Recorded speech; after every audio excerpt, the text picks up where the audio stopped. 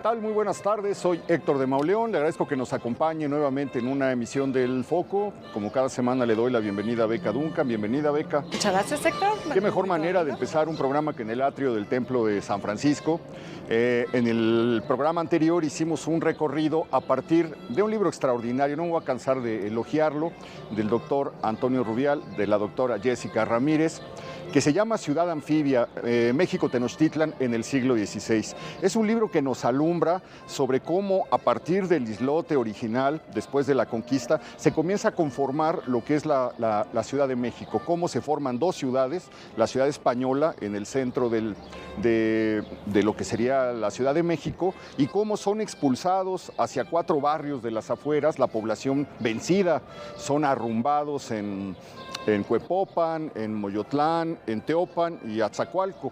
Y como algo que a mí me sorprendió, porque siempre pensamos, la República de Indios, le llaman. No, yo no me había detenido a pensar que esa República de Indios está formada por mexicas, está formada por mixtecos, está formada por una diversidad que sí les da una identidad indígena, pero que establece eso, una serie de relaciones, de tensiones, de aportes culturales que se van formando en lo que son los alrededores del islote.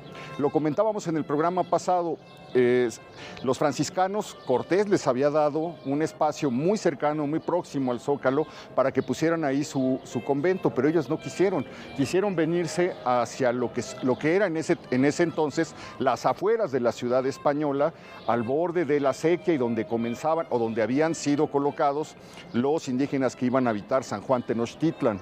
Entonces, el hecho de estar en este extremo de la ciudad les permitía establecer una relación directa y al mismo tiempo una suerte de poder, doctor. Sí, en efecto, el barrio de San Francisco, que comienza aquí y abarca pues todo lo que es la Alameda, incluso hasta San Fernando, ¿no?, que fue una de las últimas estaba bajo la potestad franciscanas, estaba bajo, digamos, la orden franciscana, ¿no? La orden franciscana es una orden muy compleja, ¿no?, porque estaba la provincia del Santo Evangelio, que tenía su cabeza aquí, el Colegio de Propaganda Fi de San Fernando, que era independiente, las monjas, Santa Clara, Santa Isabel, la de Corpus Christi, las primeras indias cacicas que tuvieron un convento para monjas. En Avenida Juárez. Sí, ahí en Avenida Juárez. En fin, el barrio franciscano era muy complejo y en efecto los franciscanos fueron construyendo precisamente en esta zona pues su zona de influencia, ¿no? Y como bien dijiste, muy cercanas a los barrios indígenas, ¿no? De hecho, habíamos dicho que hay un eje, ¿no?, este eje central, que nos llamamos eje central, que de hecho era el eje franciscano, que comenzaba en el mercado de San Juan, ¿no?, que actualmente lo ocupa este enorme edificio que es Vizcaínas, ¿no?, y pasaba por lo que era la doctrina de San Juan de Letrán. Estaba después el Hospital de Indios, que estaba enfrente del convento de San Francisco y que atendían originalmente los franciscanos, el convento de San Francisco, y después estaba Santa María la Redonda, que todavía está ahí la iglesia, que era una doctrina y fue un importante centro de culto, había un santuario incluso ahí, y terminaba en Tlatelolco, ¿no? Entonces esta línea, que es el eje central precisamente, era la línea franciscana que separaba, digamos, a la ciudad española de la ciudad indígena, ¿no? Claro, con el tiempo esta ciudad indígena pues, fue ocupada por españoles, porque siendo la salida a Tacuba, la salida más cercana a la plaza, los españoles comenzaron a acercarse hacia acá. Además estaba la principal fuente de agua, que era la fuente de la Mariscala, con la que terminaba el acueducto, estaba aquí. O sea, era natural que la ciudad española comenzara a crecer sobre la ciudad indígena, ¿no? Y esto pues, nos habla pues, de una ciudad muy compleja, ¿no?, una ciudad que está continuamente cambiando, ¿sí? Sí, y bueno, el otro aspecto que abordabas, que tiene que ver con esta diversidad indígena, ¿no? Se nos suele olvidar que la categoría indio, digamos, se usó jurídicamente, ¿no?, la establecen los españoles, sobre todo para poder de alguna forma conjuntar todo eso que era tan diverso. Y efectivamente, si bien ya lo platicábamos en el programa pasado, el náhuatl era predominante, pues había también otra serie de lenguas que daban además cuenta de una diversidad cultural fundamental que estaba agrupada, y eso mismo me parece que se va a ver por un lado, en la gubernatura indígena que se va a establecer, porque no es que todos fueran uno mismo, no es lo mismo que pasa con la conquista, es decir, no estamos hablando de un único grupo, estamos hablando de muchos grupos mesoamericanos que están presentes y que cuando se reajusta y se reacomoda la ciudad, lo que sucede es que estos grupos también van a pelear por saber quién de ellos va a gobernar, digamos, la parte indígena, ¿no? Y entonces creo, y lo establecemos ahí en el libro, tratar y seguir viendo a esta comunidad como una única y homogénea, no nos ha ayudado a entender la diversidad de esta ciudad y todos los grupos que todavía hoy están pues presentes, ¿no? En realidad. Y esto que comentas también es muy interesante. En el libro plantean cómo, hay que imaginar como dos ciudades paralelas, ¿no? Siempre nos concentramos más en la ciudad española, pero está toda esta población indígena y también del papel que jugaron los vínculos entre linajes, entre gobernantes indígenas, que eran vínculos que preceden la llegada de los españoles y que sigue ese entramado ahí muy presente en la gobernanza de estos pueblos de indios. Sí, exacto.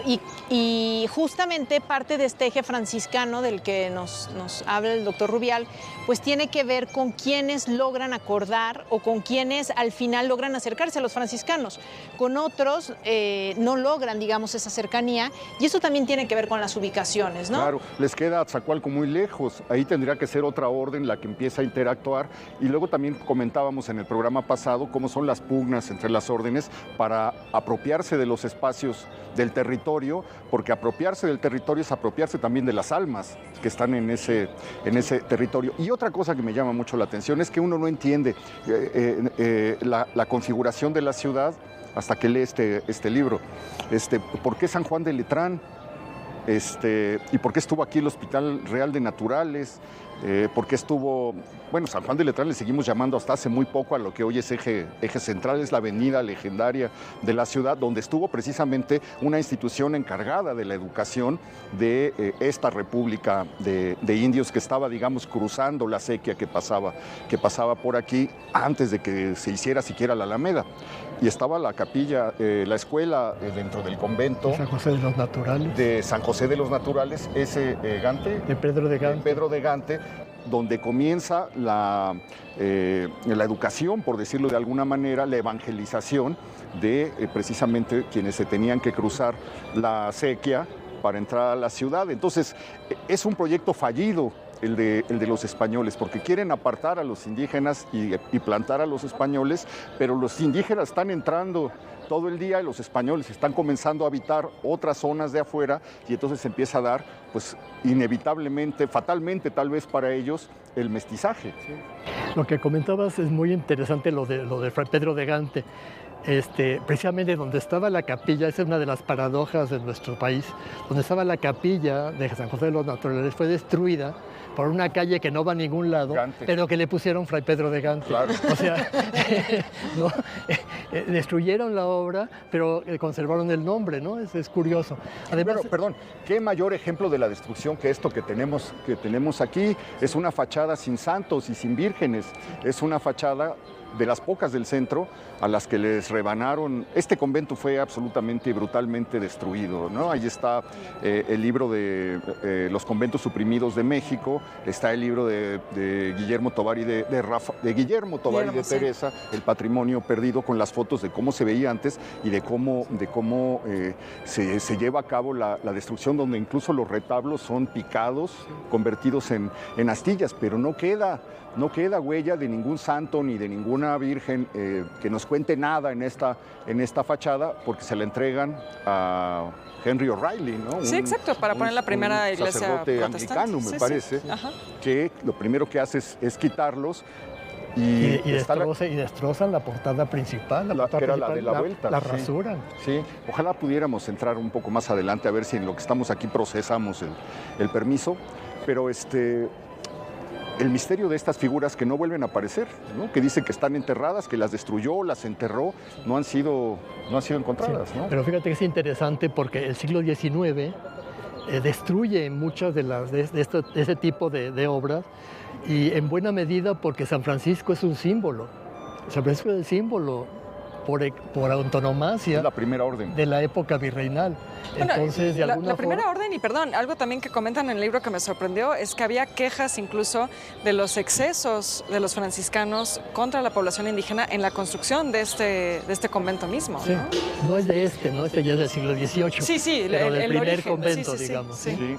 Pero bueno, pues es muy interesante. Llegan franciscanos, se apoderan de las proximidades de San Juan Tenochtitlan. Sí.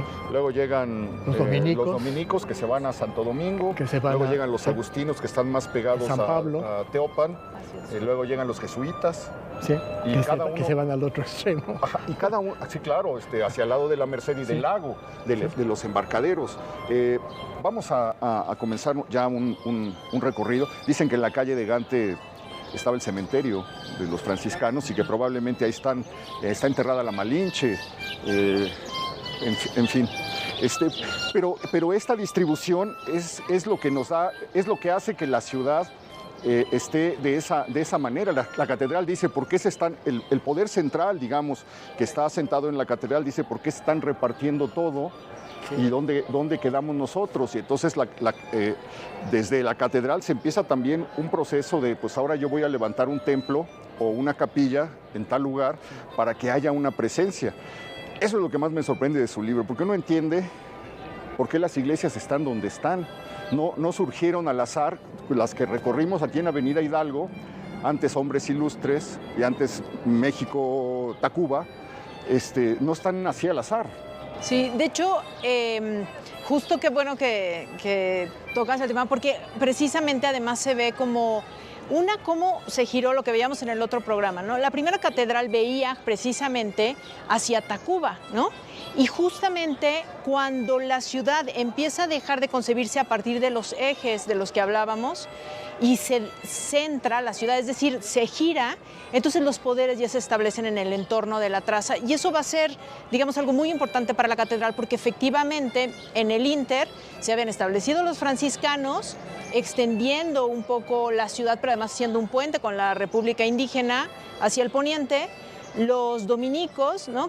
que llegan 2 años después, pero se tardan, digamos, en consolidarse en el norte, pero lo que hacen fundamentalmente es extender no solo su propia influencia, sino la traza española que llegaba hasta antes de donde estaba el convento dominico, ellos la extienden, ¿no? Y se abren hacia allá, y eso es lo que a su vez harán los agustinos en el sur. La traza llegaba antes de donde está el convento agustino, lo que nos queda, y ellos al final lo que hacen es empujar la traza. Ahora, los jesuitas es otra cosa, ¿no? Porque los jesuitas, y eso queda muy claro si vemos la distribución para que cuando vengan al centro, es que ellos llegan como un soporte, digamos, un apoyo al clero secular, o sea, a la catedral. Y por eso están tan cerca, en realidad. Digo, muchos ubicamos a los jesuitas aquí en La Profesa, pero su gran búnker, ¿no? El búnker jesuítico San Pedro y San es San Pedro, San Pablo, San Ildefonso. San Gregorio. Y si lo vemos, lo que hacen es que unas se están estableciendo lejos de los franciscanos porque bueno, ustedes tienen esta parte poniente, hablando también de esas diferencias que comentábamos. Nosotros vamos a apropiarnos de la parte oriental y rompen, digamos, la estructura que había entre San Sebastián y San Pablo, ¿no? Y entonces se pone en el medio. Entonces, cuando nosotros vemos perfectamente, lo primero es la comunicación que tienen con catedral y lo segundo que están rompiendo un circuito que ahí podría conectar norte-sur como sí se conecta aquí donde están los franciscanos, ahí ¿no? está la lógica de la ciudad, ¿no? Además, otra cosa importante, una pugna de poder. Una cosa que Jessica también ha trabajado es que frente a estas órdenes que se habían apropiado del entorno indígena, la catedral comienza a imponer órdenes que están adscritas a la catedral, ¿no? Los carmelitas, también en la zona oriente, los jesuitas, los mercedarios, todos se van a la zona oriente. Incluso antes de que lleguen estas órdenes, esa zona ya es una zona del clero secular, ¿no? Sabemos, por ejemplo, que San Pablo, San Sebastián e incluso la primera iglesia de Santiago Tlatelolco fue entregada al clero secular, o sea, dependía de la catedral, dependía de Fray Juan de Zumárraga, el primer obispo, y dependía de una organización totalmente distinta a la de las órdenes religiosas, ¿no? Entonces, de repente, claro, tenemos la idea de que las órdenes llegaron y se apropiaron del territorio, pero olvidamos que los que nos dijeron eso son las órdenes. Es decir, las crónicas que tenemos son las de ellos, ¿no? Ellos hicieron su propia historia exaltando la labor de su orden y un poco quedó de lado el gran papel que tuvieron los clérigos seculares y las otras órdenes en este entramado urbano, ¿no?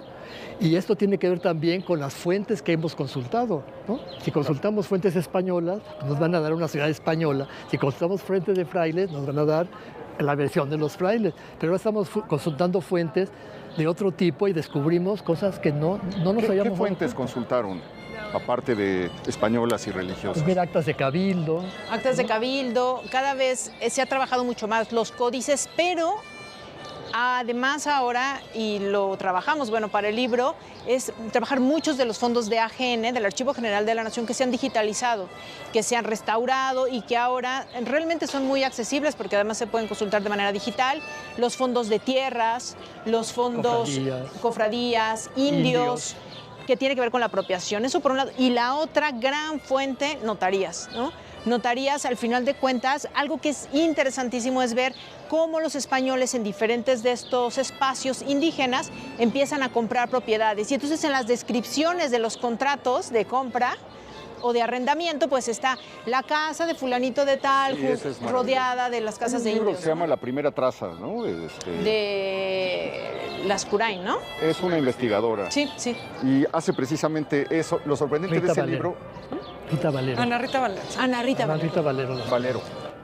Lo sorprendente del libro es que uno se entera del origen también de las calles que forman la ciudad y aparecen unas calles, la calle de la Guardia, la calle de los Ballesteros, calles que ya ni siquiera hay certeza de cuál de todas, a veces se llamaron de distintos modos, me imagino que cuando cambiaban el cuartel de la Guardia para otro lado, pues allá donde está la Guardia, en la calle de la Guardia, o donde está el cuartel de Ballesteros, en la calle de los Ballesteros, etcétera. Pero bueno, estamos entonces en un islote rodeados de agua, rodeados por el agua de los lagos, y surcado por 7 acequias, ¿no? Me parece.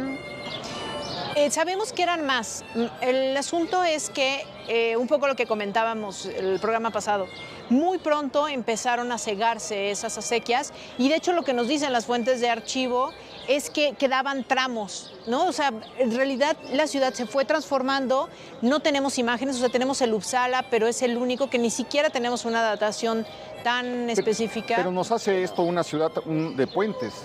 De puentes, ¿no? sí, totalmente, Puentes totalmente. para cruzar esas acequias y muchas calles en las que queda la huella de la acequia. A mí me sorprende pensar, bueno, ya lo hemos comentado, es nuestra sorpresa, de que una acequia venía por Corregidor y pasaba justo frente al edificio del ayuntamiento y desembocaba después de curvarse aquí en San Juan de Letrán y luego cómo seguía por San Juan de Letrán, a lo mejor era otra, y entraba por lo que hoy es República del Perú. Cuando uno va caminando por República del Perú, la calle ya no se vuelve recta, sino que se desvía porque tuvo que seguir Alonso García Bravo el trazo de la acequia para poder acomodar la nueva ciudad. Y esas son parte de las cosas que nos hace pensar su libro, que nos va revelando. Pero bueno, vamos a caminar un poquito, porque la vez pasada nos un poco alrededor de las acequias es importante porque las acequias no solamente son lugares de abasto, son también para echar los desechos.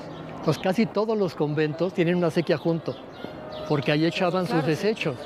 O sea, hay que imaginar que esa ciudad no olía muy bien. No, es una ciudad bastante época, marzo, apestosa, como todas las ciudades del mundo, ¿eh? Sí, sí, es decir, sí. no es una excepción. París era un asco, ¿no? La ciudad, la gente se orinaba en la calle, Claro, ¿no? sí. Y todas las ciudades son apestosas. No se había inventado el baño diario, además, ¿no? Para empezar. Ni los desagües. Ni el drenaje. Ni los drenajes. Bueno, y los entierros, ¿no? Hablando de olores, pues se enterraban Sí, ahí en el enterraban piso en de las la iglesia. iglesias. Sí, bueno, imagínense, ahí ¿verdad? en los archivos uno encuentra las prohibiciones de tirar animales muertos en las acequias y algo peor, indios muertos. Prohibido arrojar a los indios muertos en las acequias porque igual pues, ahí se quedaban pudriendo bajo el sol, Sí. ¿no? Y la verdura y la fruta, todo. Y eso hacía algo también interesante, que la ciudad tuviera puertas, que las casas tuvieran puertas traseras por donde pasaba una acequia, para que surtirse por ahí de legumbres y de las cosas que servían para el funcionamiento de la casa, y la calle de tierra por la que la gente... Pero también salía los a caminar. excrementos y es decir, todos los desechos humanos iban a la acequia. Por eso de repente el ayuntamiento no puede darse abasto con desasolvar las acequias, pero son todas desasolvadas. Tiene que ser el virrey el que se hace cargo del desasolve, porque el ayuntamiento dice no tenemos dinero, ¿no? Entonces, era un problema de salud pública. Y hay al principio, en los primeros años del 16, un personaje encargado del desasolve. ¿Sí? ¿No? Lo nombran una persona. A ver, bueno, Héctor, hay una persona hoy encargada del desasolve. Sí, bueno, pero ahí nada más tiene que apretar un botón. No hay un buzo, hay un buzo que se bueno, claro, pero imagínate pasar con una pala, a palear lo que había que palear, o luego los carretones que trae R. Villagigedo con la campanita que sigue sonando hasta hoy para que saques en la mañana la basura, pero en la tarde las inmundicias, como le llamaban los desechos además, no humanos. solamente las humanas. Piensen que es una ciudad donde hay caballos, hay vacas, hay cerdos. Mulas. Todo eso, mulas, todo eso era desecho que tenía que deshacerse de alguna forma. Qué imagen tan poco romántica del pasado nos están dando. Bueno, vamos a empezar a caminar, no se vayan.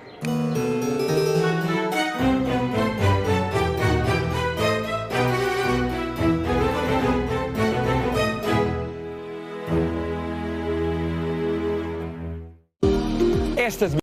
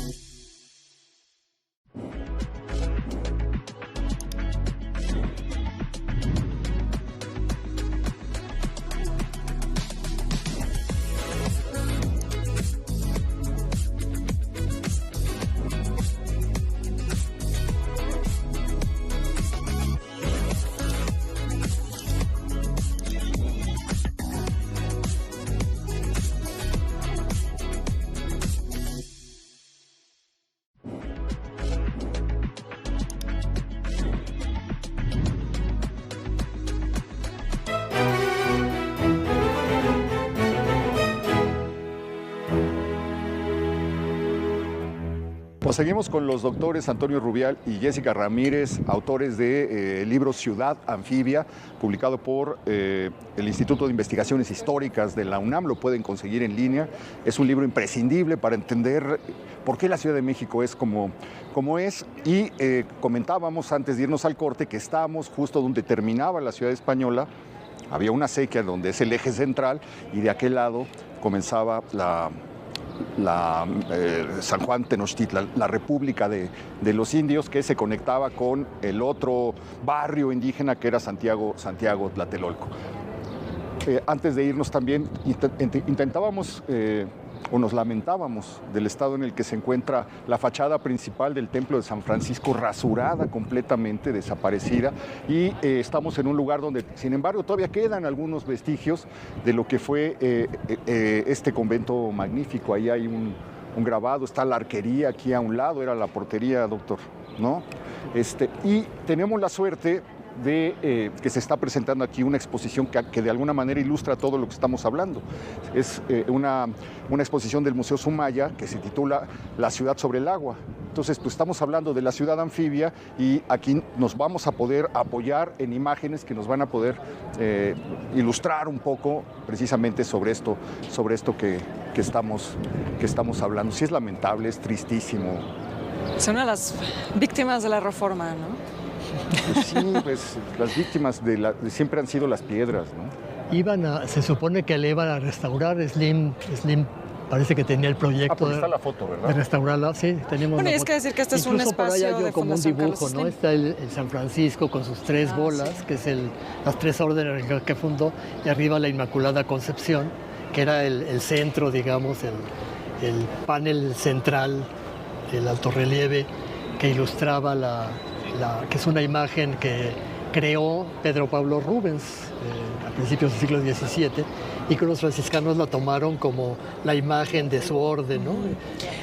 Doctor, yo tengo una pregunta sobre eso, porque hay muchas cosas que se fundan dedicadas a la Concepción en esos primeros años tras la conquista. Ahora que lo menciona, está el convento. Hospital de Jesús. Sí, el convento que quería hacer Cortés, que finalmente solo está la capilla, en Coyoacán. Está el convento aquí de la Concepción. Por ahí he leído que hay un vínculo entre la Concepción y la corona española. ¿Ese era el motivo o por qué es que encontramos esto en ese momento tan temprano? El tema de la Inmaculada Concepción es un tema que tiene que ver con una concepción teológica que no fue definida como dogma hasta el siglo XIX y que postula que la Virgen María nació sin la mancha del pecado original, es decir, que estuvo libre del pecado original cuando nació, cuando fue concebida, ¿no? Por eso se llama Inmaculada Concepción. Y los franciscanos fueron los primeros que defendieron este dogma. Entonces, como defendieron este dogma como parte de su proyecto, desde el siglo XIII, don Sescoto, un maestro universitario inglés, fue el que definió el dogma, pues los franciscanos lo tomaron como una especie de símbolo propio, y en muchas de las instituciones que fundaron, en muchas de las fundaciones, incluso de la corona, comenzó a aparecer la Inmaculada Concepción. Los reyes católicos fueron grandes promotores del culto a la Inmaculada, y después los Austrias, Carlos V, Felipe II, fue una promoción tanto de los franciscanos como de la monarquía. De la corona. Muy bien, aquí tenemos una vista de la ciudad de México en el siglo XVII, a finales del siglo XVII, donde todavía se alcanza a ver la presencia del agua, todavía se alcanza a ver lo que decías, los puentes, ¿no? Los acequias, los puentes. Aquí está cruzada, esto es la catedral. Esto sería la Plaza Mayor. Esta es la acequia de la que hablábamos. Aquí está ahora el edificio del ayuntamiento donde funciona el gobierno de la ciudad. Este es el Monte de Piedad. Estos son los portales. Como nos explicaba la doctora Jessica, la catedral original estaba volteada hacia la casa de Cortés, donde incluso se dio la residencia de los primeros virreyes. Sí. No estaba funcionando esto como sede oficial, y bueno, las diferentes dependencias. Y nos encontramos aquí ahora, ¿no? Sí. Esto es San Francisco. De esto le quería preguntar, doctor. Pues ya no queda prácticamente nada, Más pero que el había templo. toda una serie de capillas. Esta es... Es el templo principal. ¿Este es esta? Lo que estamos viendo aquí. Lo que pasa es que no es esta, porque esta se hizo en el siglo XVIII. Claro. Ya. La arquitectura es distinta. No nos imaginamos que haya aquí un claustro, Es una huerta, una huerta. es la gran huerta. Y ese es el claustro que no había quedado, que es la iglesia metodista. Este es el claustro que Allá de Que San todavía Felipe se puede de Jesús. visitar. Sí, Sí. San Felipe de Jesús, no. No, es la El metodista. claustro es una iglesia metodista. No, es esta, San Felipe, la que hizo Carmelita La que entras Romero por Gante. Rubio. La que entras por Gante. Ah, la de Gante, donde estuvo Que el es circo San Chayanne. Felipe Ya, Jesús ya. era esta, Que que es era la la de calle de la Servitas. que- era Exacto, los sí. Servitas.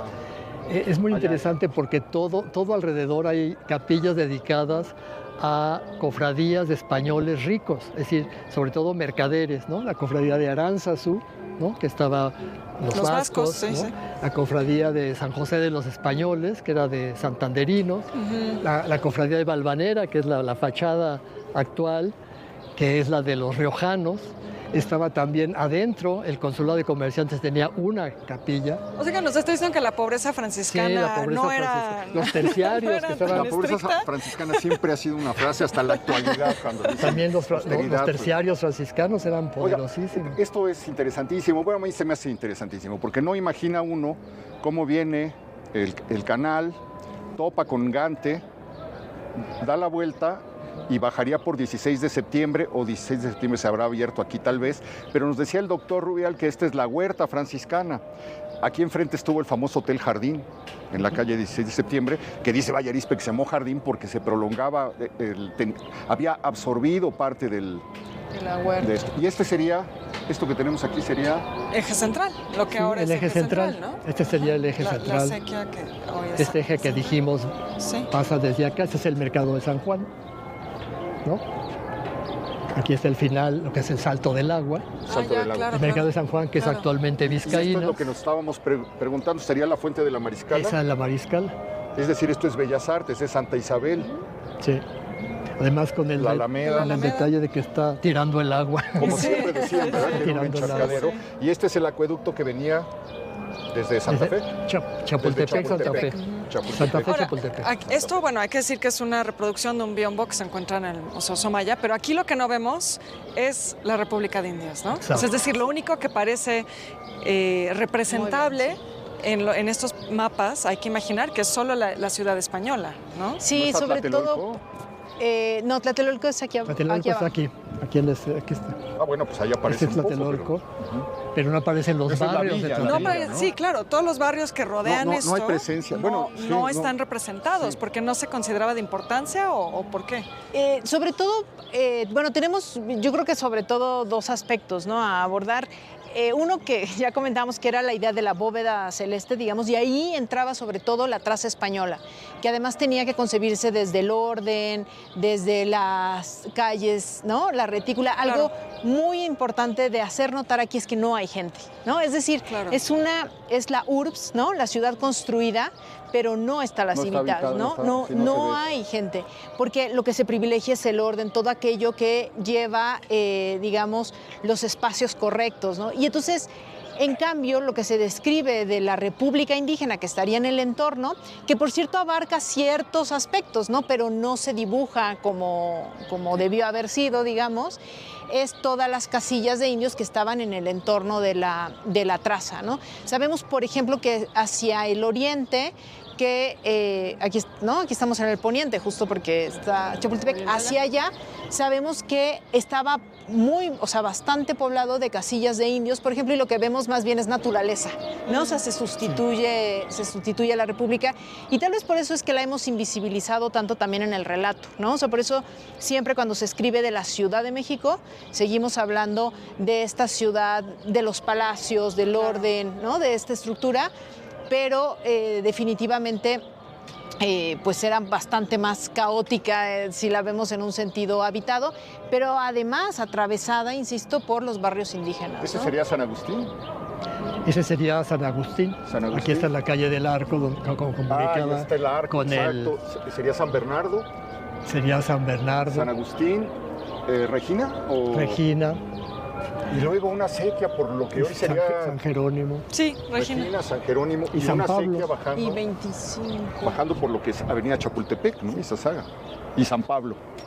No, pues es muy, muy, muy interesante. Por aquí hay otras imágenes, no sé, vamos hacia allá, Sí, sí. donde nos van mostrando un poco cómo era la vida, o el aspecto de esta ciudad que estaba sobre las aguas. Mira, aquí tenemos otro. Este es el de 1628, parece. Sí, Digamos, este es mucho más cercano, ¿no? A lo que Este es muy estamos interesante. comentando. Pero igual Es de vemos Gómez de naturaleza Trasmonte, ¿no? donde debía haber Las casas de indios, ¿no? pero de nuevo es esta idea de una ciudad idílica, ¿no? Sí, muy, muy idealizada, claro. Aunque es la última imagen que tenemos antes de la inundación, ¿no? Exacto. Prácticamente después de la inundación, ni siquiera la mayor parte de esto quedó. Y aquí se alcanzan a ver ya, ustedes citan los 5 lagos, Sí. Tocan, Xochimilco, Texcoco, Zumpango. Chalco y Zumpango, ¿no? El Peñón de los Baños. Y aquí se alcanza a ver la red de acequias que van surcando por todas partes la ciudad. Y el gran lago de Texcoco, ¿no? Se nos olvida, o sea, como Sí, el la inmensidad Ahí dan que, una cifra ustedes, ¿no? que tenía. Sí, algo así como 300 estadios de fútbol es lo que se ha calculado. No tenemos la dimensión exacta porque algo que siempre hay que pensar es que dependía de Aquí de nuevo el mercado de San el Juan. momento del año, ¿no? Ya, aquí está el mercado de San Juan. Y esto es lo que nos explica por qué esta zona fue tan golpeada en el terremoto del 85, ¿no? Si no estoy mal, Sí. esto es... Sí, es la colonia Roma. Sí, esa sí, sí. colonia, Condesa, Roma, Juárez. Roma está para acá. Muy bien. Y bueno, pues lo tradicional, Canal de la Viga. Que hablando de eso y hablando de cómo todavía nuestra ciudad tiene esas huellas, pues todo lo que es hoy la calle Roldán, ¿no? Ahí Por todavía debe tenemos estar. algunos puentes todavía, Claro, ¿no? sí, sí. Que podemos en realidad ver y que justamente son parte de la identidad lacustre que tenía Y era la un barrio ciudad, de indios. ¿no? Sí, bueno, Panzacola, el puente de Sí, San sí, sí. Ángel. Panzacola Ahí y Turbungos. Sí, así es, en Pocos ríos Coyoacán, abiertos justo en el que paso entre todavía Coyoacán quedan, y ¿no? San Según Ángel. decías. Sí, sí. Sí, Sí, pero esto, bueno, ya del siglo XIX, esta obra de Landes. sí, es de Landesio. Y parece que aquí Los hay más niveles. imágenes. Si quiere, doctora, véngase por acá. Otro problema, las constantes inundaciones, ¿no? Que esto generó a lo largo del tiempo. Aquí vemos la del Salto del Agua, Que hoy está en Tepozotlán. Tepozotlán, Sí, la original, sí, sí. Ah, bueno, este Sí. es lo que les comentaba. Este es el Tecpan, No, el Tecpan estaba acá. más para acá. Es decir, donde está actualmente Vizcaínas. Pero ese era el mercado.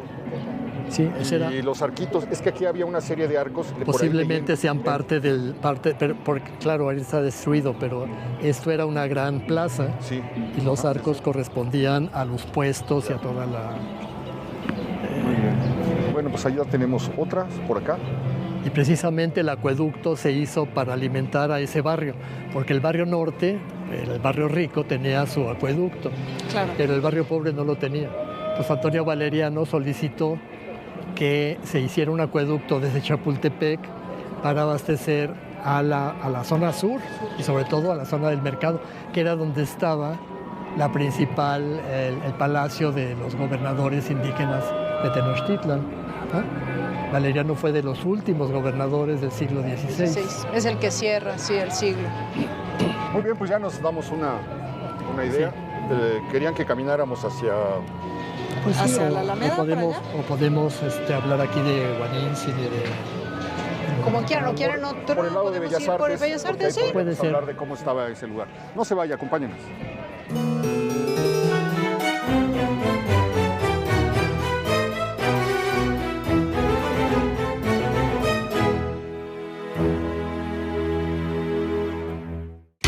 ¿Eres mexicano?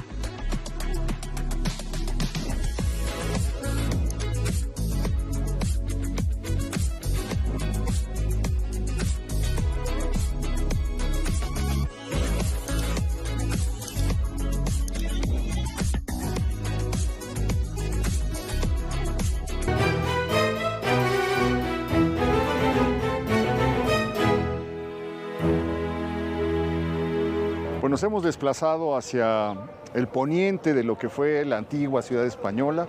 Estamos a un costado de Bellas Artes. Por aquí estuvo el convento de Santa Isabel. Sí.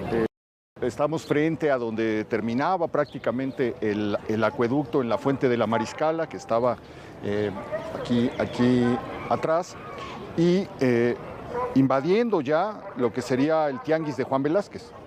No, yo creo que el Tianguis está allá atrás, es decir, del otro lado del eje. Del otro lado del pegado Sí. al Cine Mariscala. No, más hacia acá, yo creo. digamos que enfrente de San Francisco. Pero San Francisco estaba acá. Ajá. Porque Como hay que por el recordar. Palacio Postal, Lo que pasa es que hay por que ahí. recordar. Ven que hablábamos de este eje Tacuba, ¿no? Teníamos las casas de Cortés que daban, digamos, es lo más pegado a lo que sería la plaza, que hoy es pues Monte de Monte de Piedad. Piedad. Luego seguiría una de las hipótesis en torno a que ahí estuvo el primer convento franciscano y luego seguiría la gubernatura indígena. Eso es muy interesante porque justo necesitaban articular de nuevo, ¿no?, este puente entre ciudad española y ciudad indígena. Entonces, ahí está tanto el mercado del llamado Juan Velázquez Tlacotzin y luego siguen las casas de Juan Velázquez Tlacotzin. Todo esto es antes de llegar a Eje Central. ¿Por qué? Porque hay que recordar que la primera traza no llegaba hasta Eje Central, llegaba hasta Isabel la Católica. Entonces, hasta ahí llegaba la parte española y luego empieza la parte indígena. ¿Y quién estaba ahí? Pues la primera gubernatura indígena, que es con la que pacta Hernán Cortés, que por cierto era la mano derecha del último Tlatoani, ¿no? ¿En qué momento se extiende la ciudad española de Isabel la Católica hasta Hacia acá? Ejes? Más o menos, sí, como unos 4 o 5 años, muy pronto se extiende. ¿Por qué? Pero entonces el tianguis se tiene que mover también, ¿no? El tianguis se El mueve. Tianguis desaparece. Sí, porque cuando Cortés se va a las Cibueras, se lleva a Juan Velázquez Tlacotzin con él. Entonces, muy pronto, digamos, esa primera organización se desdibuja. Y entonces, Juan Velázquez, bueno, sea que lo matan o que muere, Ya no no es muy vuelve. claro, ya no vuelve. Se muere en la expedición. En la expedición. Y entonces se nombra a un nuevo gobernador indígena que va a ser Motelchutzin, que se va a bautizar como Fernando de Tapia o Hernando de Tapia, y él se va a llevar la gubernatura indígena a San Pablo. Esto es súper interesante por lo que hablábamos de los franciscanos, que ahí todavía no logran pactar. Si se fijan, tenemos a los franciscanos que se quedan en la parte poniente y estamos hablando que la gubernatura indígena se va a San Pablo, está en realidad lejos. En lo que todos están un poco peleando, o sea, los diferentes grupos, para ver quién va a tomar el poder, digamos, indígena y poder hacer esta conexión entre gobierno español y gobierno indígena. Sí, lo interesante es que en esta época los gobernadores son de la facción, digamos, de los no nobles, de los no pili, ¿no? Porque Cortés desconfiaba mucho de la dinastía, por eso se lleva a Cuauhtémoc y después lo ahorca ya en las Cibueras, porque piensa, bueno, por Tabasco yo creo, porque piensa que va a haber una sublevación contra los españoles, ¿no? Entonces, a quien elige como gobernador, esa gente que eran capitanes, que eran gente de guerra, pero que no eran nobles, no eran de las casas nobiliarias de Tenochtitlan, ¿no? Y no es hasta la segunda audiencia, es decir, después de 1530, por el 33, que con la segunda audiencia, cuando ya viene a gobernar y a terminar con este desastre que Sí, a creó poner orden, ¿no? Nuño de Guzmán, es que comienza ya a restaurar las dinastías indígenas. Se les reconoce el y título, es ¿no? nombrado Fernando Alvarado Guantzin, ¿no? Guantzin es nieto de Axayácatl, ¿no? O sea, estamos ya en la restauración de la línea real, digamos, de la línea monárquica tenochca, ¿no? Y lo mismo pasa en Tlatelolco. Y perdón, y es hasta entonces que el gobierno indígena se une con los franciscanos y que quedan juntos, ¿no? O sea, que queda la parte de San Francisco que estábamos viendo y prácticamente, por así decir, enfrente va a quedar la gubernatura indígena. ¿Qué año es ese? Ahí estamos en los años 30, finales de los años 30. muy pronto. 34, 35. ¿Y la zona de San Pablo de qué orden es hacia allá? Originalmente son clérigos seculares. Clérigos seculares. seculares, sí. Y hasta 1570, 80 se la pasan a los agustinos. Sí, es pero muy muy tarde. tarde. muy tarde. Que era lo que hablábamos, ¿no? Esta división entre que el Oriente, aunque no eran... Hay que pensar que las órdenes al final tienen todo un aparato de representación, como siempre lo explica el doctor Rubial, y entonces ellos tienen como... se representan en grandes conventos, ¿no? Pero el clero secular, como anda, digamos, solito, ¿no? Sí tienen la catedral, pero realmente los clérigos andan de aquí para allá y no hemos logrado en muchos sentidos como reconocer toda la labor que hicieron, digamos, en la zona oriente, que tenían a San Pablo y tenían a San Sebastián, tenían todo el oriente, el clero secular en realidad. Y Santiago Tlatelolco. Ahora, el hecho de que ahí se hayan establecido los barrios indígenas va arrastrando a lo largo de los siglos una identidad o una especie de cultura. Leía yo que en la invasión estadounidense de 1847 el último en caer fue el barrio de San Pablo, porque desde las azoteas y desde las calles con piedras y escopetas seguían guerreando en ese lugar. O el hecho de Tepito, que lo hayan dejado ahí, arréglense ustedes, no les pongo ni alumbrado, ni pavimento, ni agua potable, ni nada. Entonces se va haciendo una especie de identidad de barrio, ¿no? De identidad donde nosotros... Es una excepción de la ciudad. Aquí ni la policía entra. Hay registros desde muy tempranos de que la gente tiene miedo de meterse en ese lugar, porque es tal el desgobierno que se ha convertido en una especie de autogobierno y que es algo que nos explica Tepito hoy. Y cuando hablas de identidad es muy interesante porque desde el siglo XVI hay noticias de que los del barrio de Santa María la Redonda se pelean a pedradas con los del barrio de Santiago Tlatelolco. Son vecinos, ¿no? Los separa un canal. Pero cada vez que los de Tlatelolco vienen a venerar a la Virgen de Santa María la Redonda, se agarran a pedradas, dicen los textos, ¿no? Porque no se llevaban los dos barrios, ¿no? Y estaban así, los santiagueños, ¿no? Eran bravos, ¿no? Eran bravos. Y explica también muchas otras cosas, por qué las zonas de tolerancia se establecieron en esa parte, en Cuauhtémoc, en donde era la fuera de la traza, es donde empieza, pues aquí en Garibaldi, ¿no? Donde empiezan el burlesque, los cabarets, los burdeles, los antros, ¿no? Y en la época colonial, mesones y toda esa parte, la parte de la prostitución. Claro, entonces los echan afuera y es donde... Sí, son como zonas de frontera que tienen vida propia, es muy, muy interesante. Por ejemplo, se nos olvida a veces que tenemos como estas reminiscencias hasta en los nombres, ¿no? La Merced. O sea, mandan allá a los mercedarios y, por ejemplo, encontramos una carta donde la reina le está diciendo a los mercedarios, dejen de ocupar el convento como un espacio de bodegas, ¿no? Pero claro, a la Merced está todavía, es donde más se conservan los canales de agua, claro, y llega el comercio desde el sur. Sí. Entonces, claro que lo necesitaban y podían rentar esos espacios, ¿no? Y por eso la Merced y el mercado de la Merced y toda la articulación comercial que tenemos ahí la queremos desdibujar. El Carmen, ¿no? Al final el Carmen, ¿cómo se fue constituyendo? Pues era la entrada del norte de las mercancías que necesitaban bodegas. Y hoy nos sorprende que el Carmen sea una zona de bodegas cuando lo ha sido desde el siglo XVI, ¿no? Ya.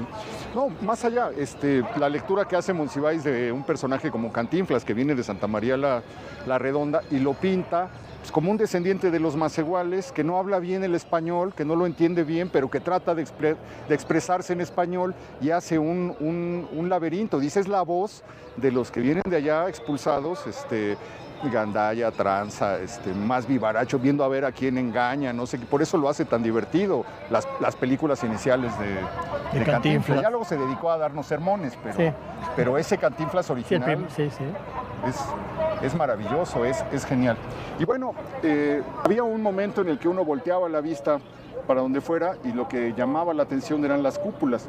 Aquí alcanzamos a ver las cúpulas de Santa Veracruz, de San Juan de Dios. Allá está la Concepción, todavía se alcanza. Pues ese es un fenómeno del siglo XVIII. Cuando la ciudad se inundó, ¿no? En 1629, que es un poco nuestro libro siguiente, de eso va a tratar, muchos de los edificios estaban ya colapsándose. Entonces los mercaderes ayudaron a las monjas a reconstruir sus edificios, sus templos, sus conventos. En 1670 se incendió la iglesia de San Agustín y la nueva moda, por la había instaurado la catedral, era ponerle cúpulas, ¿no? Porque generalmente las iglesias estaban techadas con techos de madera cubiertas de plomo. El plomo era para que no hubiera filtraciones, pero los techos de madera tenían que cambiarse continuamente, se podrían y se caían, en fin. Entonces, para fines del siglo XVII, que la ciudad ya es muy rica, ¿no? Porque hay un montón de comercio, la minería, todo se centraba en esta ciudad, comenzaron a hacer iglesias con cúpulas, ¿no? La primera fue San Agustín. Después los franciscanos, celosos de los agustinos, dijeron, nosotros vamos a hacer nuestra iglesia con cúpula, y es la que tenemos ahora. Los dominicos hicieron lo mismo. El Santo Domingo actual es de 1720, ¿no? Igual hicieron todas las órdenes, comenzaron a ponerle cúpulas, y la ciudad de las cúpulas fue de hecho una ciudad del siglo XVIII, ¿no? La ciudad del siglo XVII era una ciudad de techos de madera. Sí, pero lo que nos marcan es precisamente esas tensiones, esas pugnas, esas conquistas territoriales de las distintas órdenes. Eso es lo que estamos viendo cuando uno camina por el centro y encuentra un templo y otro templo y otro templo y otro templo. Lo maravilloso de su libro es que lo que nos están diciendo es una lectura de la historia de un momento de la ciudad. Estas iglesias nos están ilustrando sobre algo, nos están diciendo algo, ¿no? Bueno, y aquí tenemos a nuestras espaldas la Santa Veracruz, que es donde concluimos el programa pasado, pero pues también tiene que ver con esta manera de hacer público el poder de la iglesia en esa primera ciudad, ¿no? Pues justamente ven que hablábamos hace un momento de cómo los jesuitas irrumpieron en un espacio, ¿no? que dividió al final, en cierto sentido, el nororiente del suroriente, ¿no? Y entonces lo podemos ir a ver. Y un poco lo que hace la catedral, pues es justamente irrumpir en espacios para tratar de apropiarse ahora sí del conjunto de la ciudad, ¿no? Que ya no esté, digamos, dividida y sobre todo cooptada en gran medida por las órdenes religiosas. Y en gran medida, pues eso es lo que representa la Santa Veracruz, porque precisamente si nosotros pensamos que hacia arriba está Santa María y hacia abajo San Juan, y lo que hemos estado comentando de este eje, ¿no? Lo que hace la Santa Veracruz es romper, o sea, parte esa dinámica, y al final del espacio pues es ante todo la construcción de dinámicas. Poner una calle, ¿no?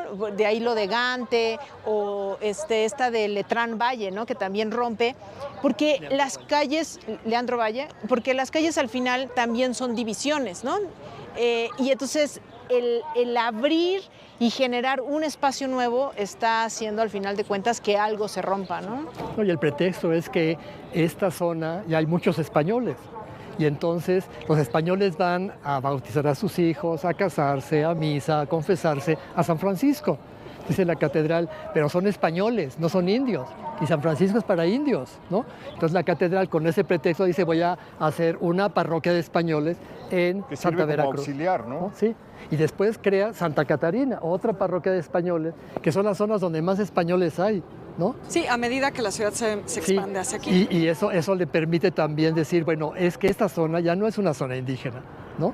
Es una zona mestiza donde mestizos, españoles, mulatos, tienen que ir a la parroquia que les corresponde, porque San Francisco es de indios, ¿no?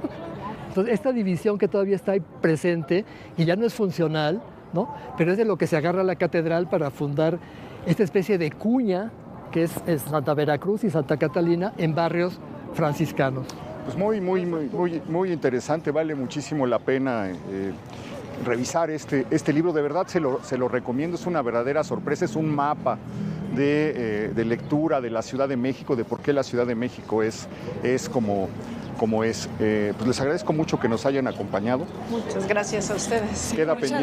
Queda pendiente un recorrido por los rumbos de San Sebastián. Y Santa Catarina.